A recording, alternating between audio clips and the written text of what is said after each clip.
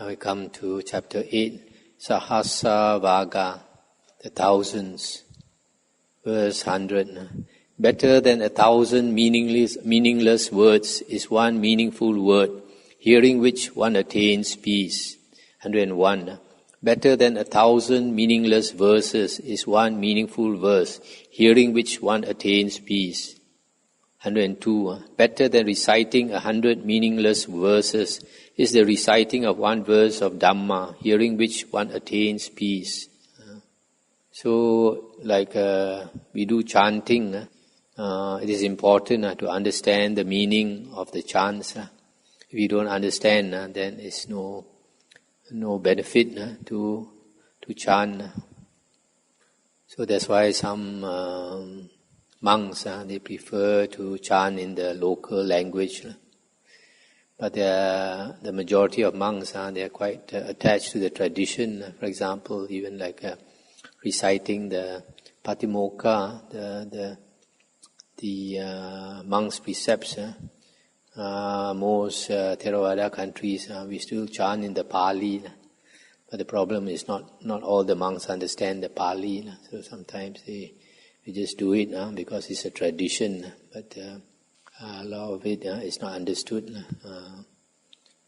If you want to understand it, then you have to chant in the local language. 103. Though one may conquer 1,000 times 1,000 men in battle, yet he indeed is the noblest victor who conquers himself. 104 and 105. Self-conquest is far better than the conquest of others. Not even a god, an angel, Mara or Brahma can turn into defeat the victory of such a person who is self-subdued and ever restrained in conduct. So, the best victory is victory over oneself, not victory over other things in the world. Worldly people, we would like to make a conquest on the share market, make a conquest in business and all that. But all those are not important, because in a few more years' time, when we have to pass away, not ascend, we can bring along with us. But our good karma, we can bring along with us. 106.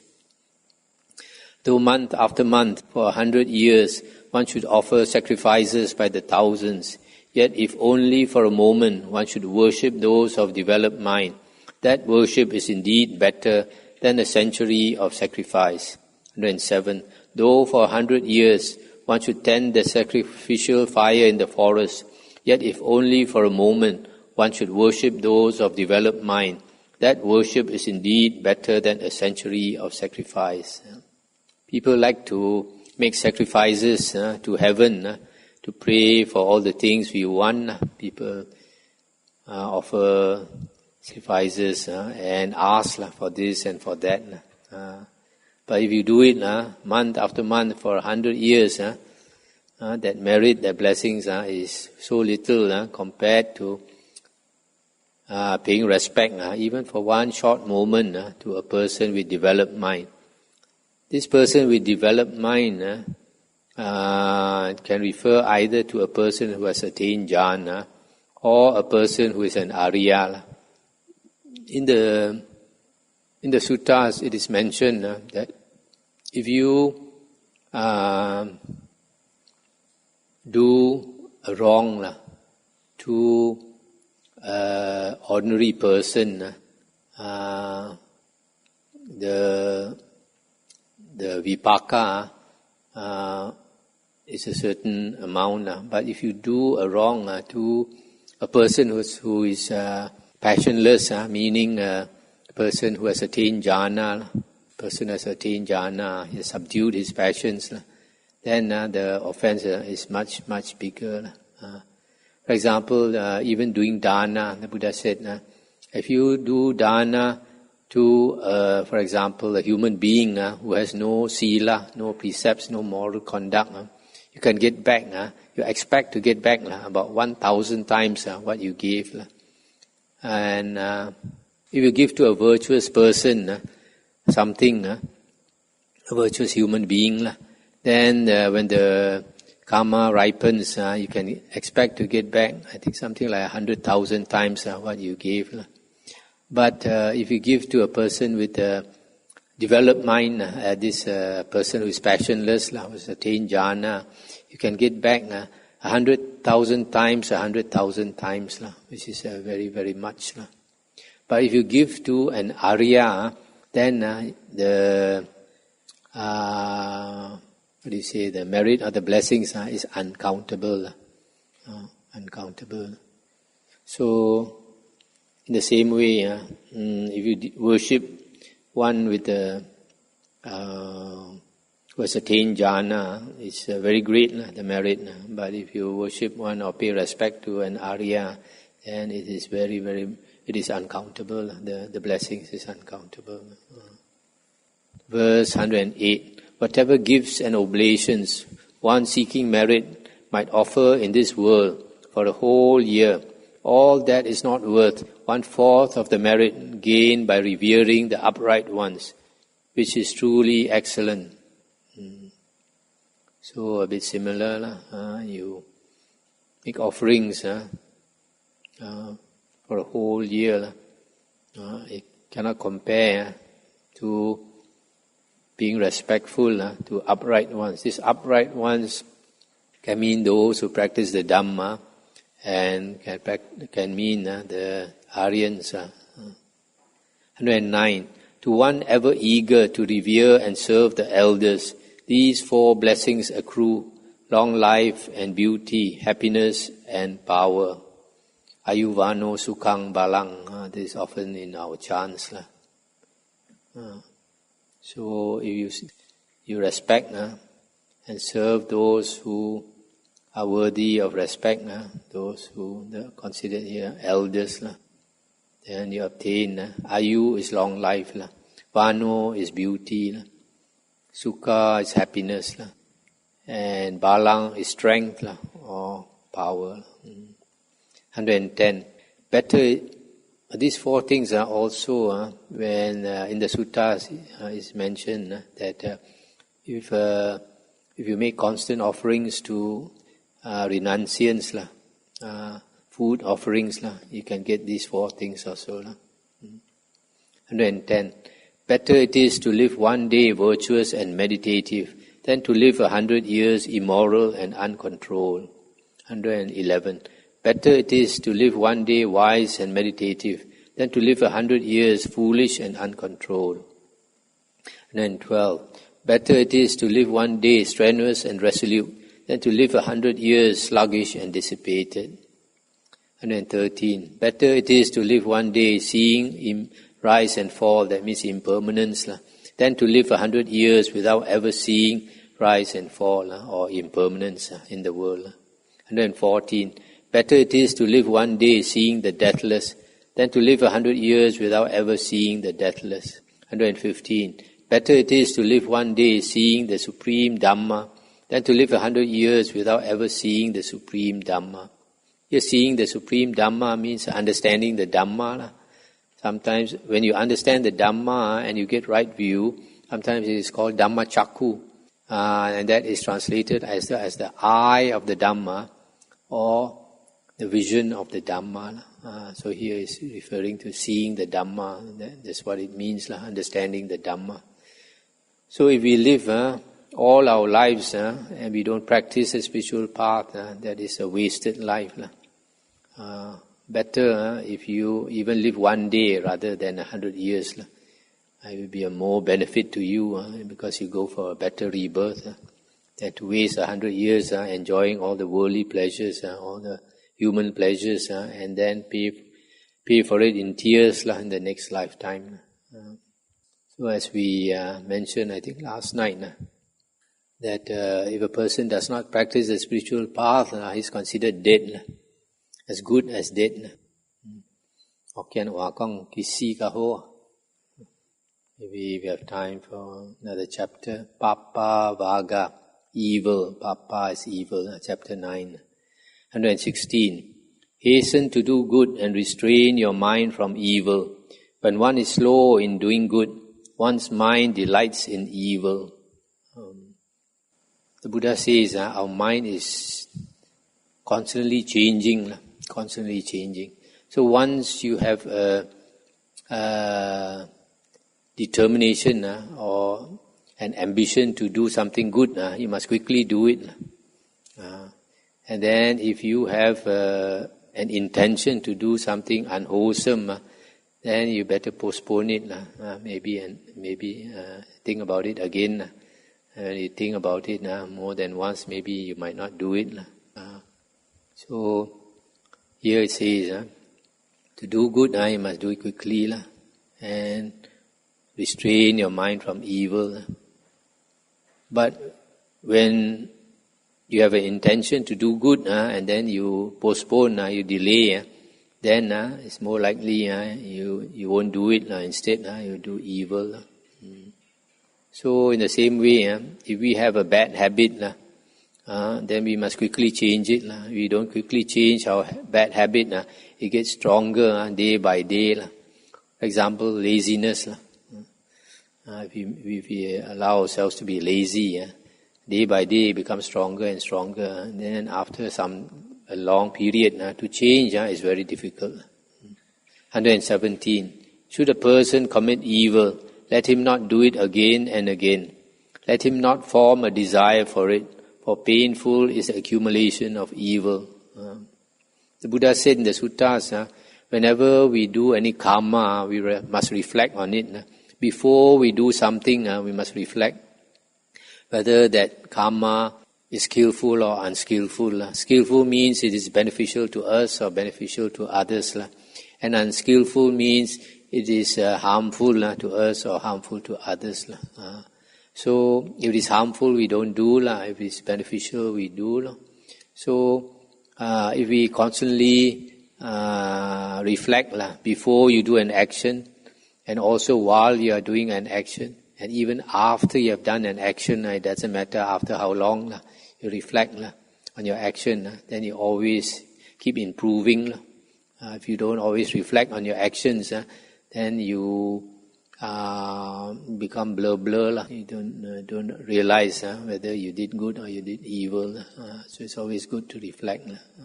So if you know you did evil, don't do it again and again. Sometimes we do something wrong, then we say, maybe we do something wrong to somebody. Then you say, sorry. And another day you do it again. Then you say, sorry again. But no point. Instead of, you don't even have to say sorry. Just don't do it again. And that's the best thing. 118. Should a person do good, let him do it again and again. Let him form a desire for it. For blissful is the accumulation of good. So if we know we do something is good, we should keep doing it. And then we will never regret. Instead, we get a lot of happiness from it. It reminds me, last time, I've said this before, one of the devotees told me, one lady in Penang, she said the mother died of cancer. When she died of cancer, her face was in great pain. But 1 hour after she was said to be clinically dead, the face changed, became very happy and bright, and so you can see that she was going to a good place. Because when we are dying, although the doctor says that this person is dead, it takes another 1 or 2 hours before that person is actually dead.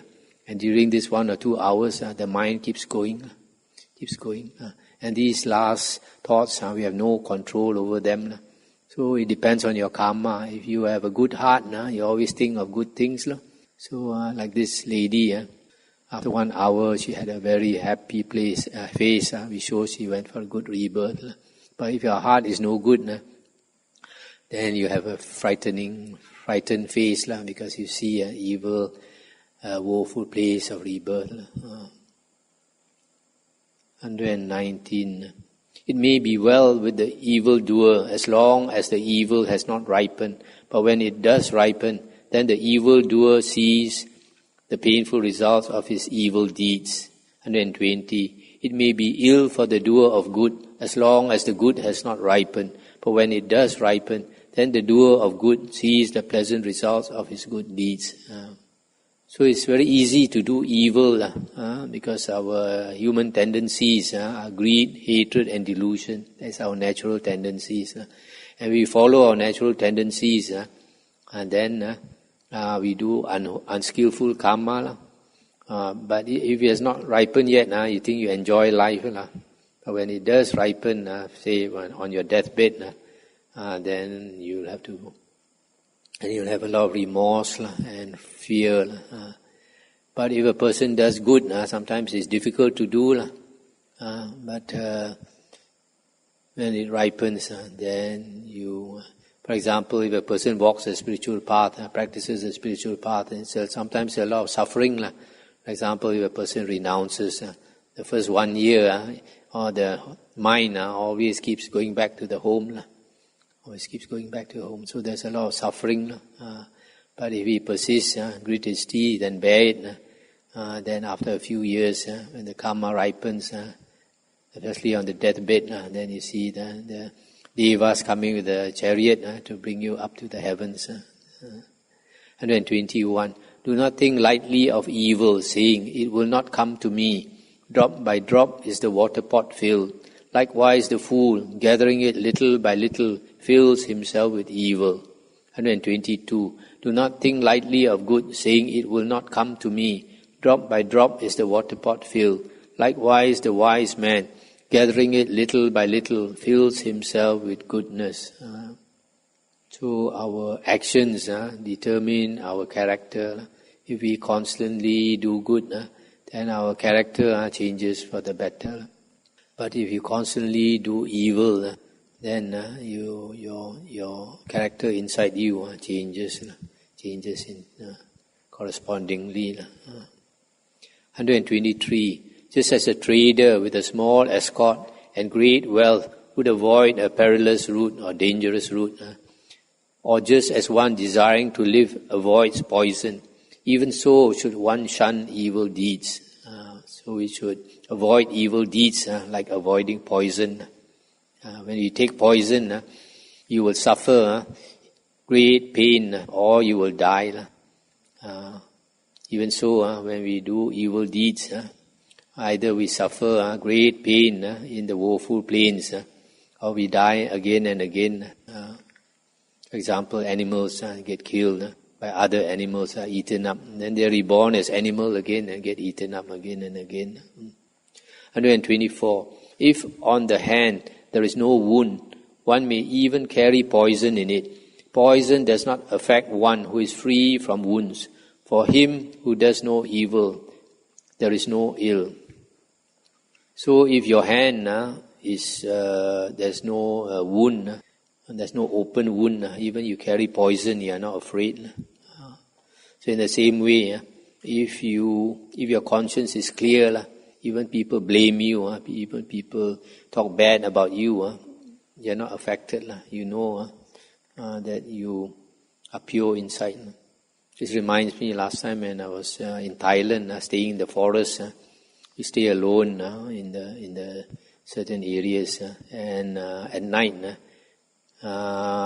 when there's no moon, and it becomes a bit frightening, the dark night, and you can hear the sound of animals, you can hear the sound of the tiger and all that.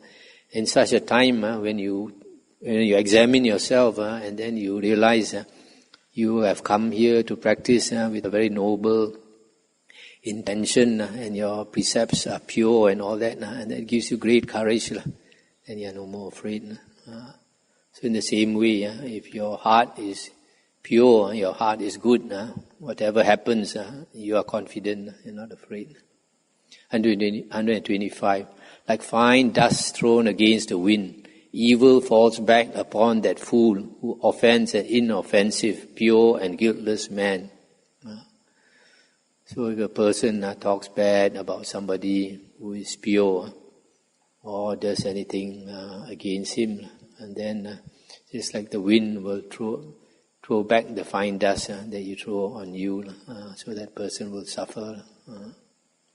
That's why, like in this Chinese Buddhism, they say Be very careful, don't talk bad about monks. But in the sutta, the Buddha said 4 persons. Be very careful how you conduct themselves towards these 4 persons. 4 fields of merit and 4 fields of demerit. If you are good towards these 4 persons, your merit is very great.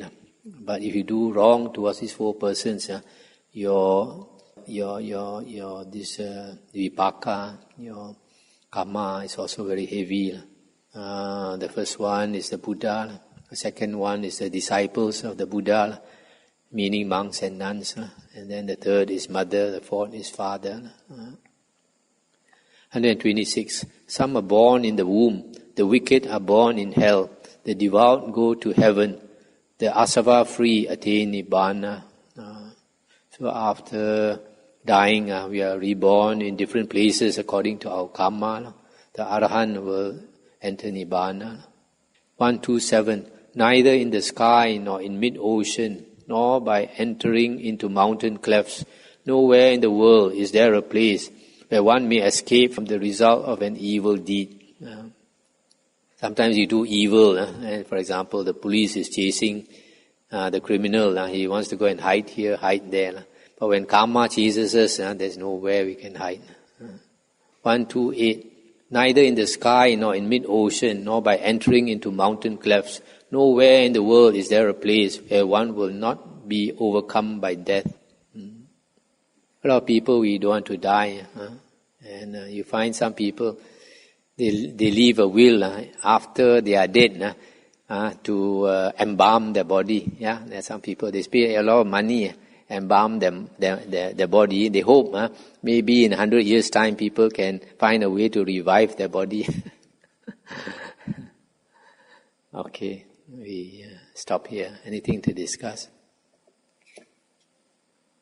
Tonight you're going to have a good sleep. Rain coming, going to be very cold.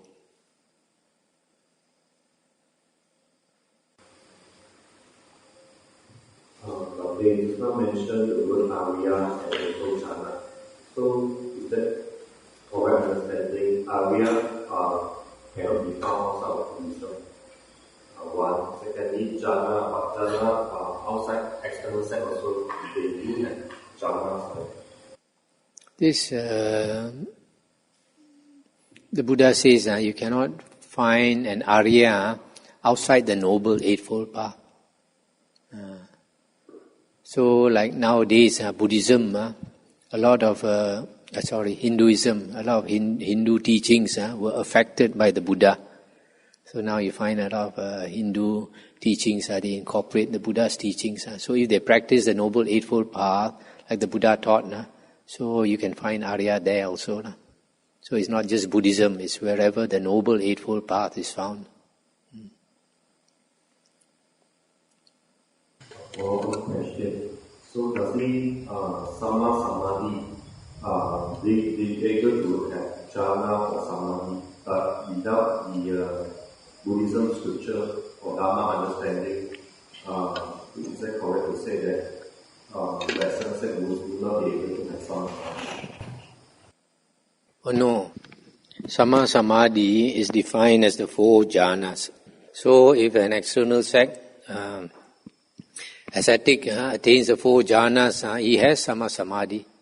But because he doesn't have the other factors, the other 7 factors, so he cannot become an Arya. Besides Sama Samadhi, in the suttas we find the Buddha talk about Aryan Sama Samadhi. Aryan Sama Samadhi is the 4 jhanas supported by the other 7 factors of the Noble Eightfold Path. This is a time of Q&A, so if anything you all are doubtful about, I suggest you ask. Otherwise your doubts cannot be resolved.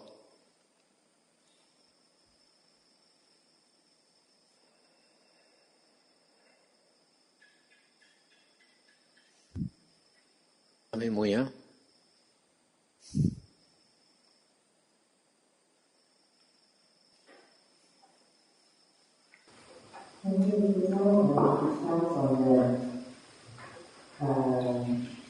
Teachers, we should appreciate teachers who point out our faults. But some of us may not even see our own fault. If you don't see our fault, we don't apologize and let alone how to correct and so I was thinking, how can a person know their fault?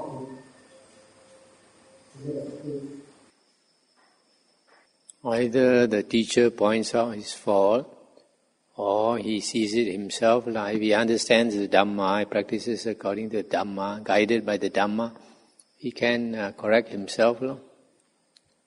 But the teacher will only tell you your fault if he thinks that you are happy to hear it. So if a person is not happy to hear, the teacher won't tell him his fault. But I feel some teachers are very quick. Certain teachers are very strict and very quick to point out faults of disciples. Sometimes maybe disciples make teachers like that to really wake them up. Yes, but those disciples who want to be told their faults, they will seek such a teacher.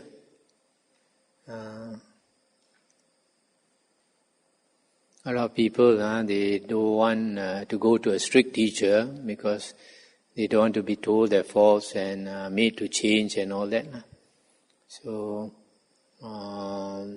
if the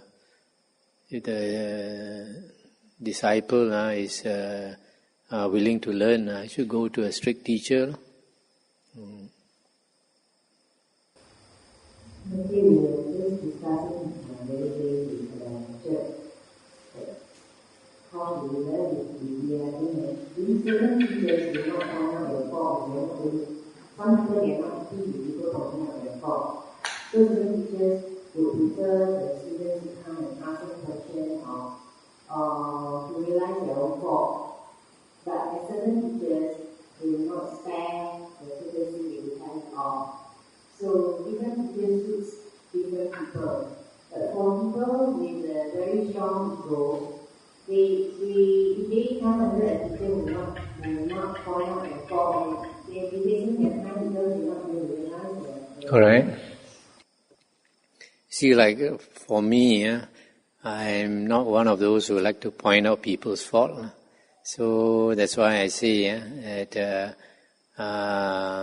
this is not a training monastery. So it's better for people who want to be trained to go to a strict monastery, like in Thailand, forest monastery, and get some training there and then come back here. I'd rather not have new disciples, because I find sometimes a lot of people they are so far off from the training that it's too difficult to change them.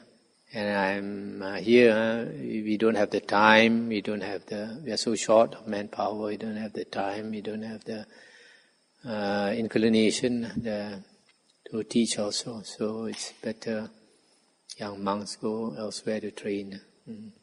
It's more for matured people, this monastery. He said that I believe worshipping those developed mind will have a lot of merit. And I'm wondering, does this merit come from many worshipping him, or because we get close to him, that we hear something valuable, that we practice, that we get the merit?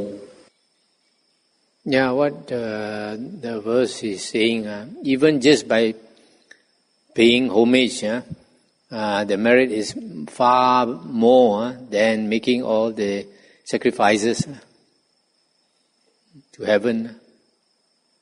So if you learn from the teacher, even more meritorious.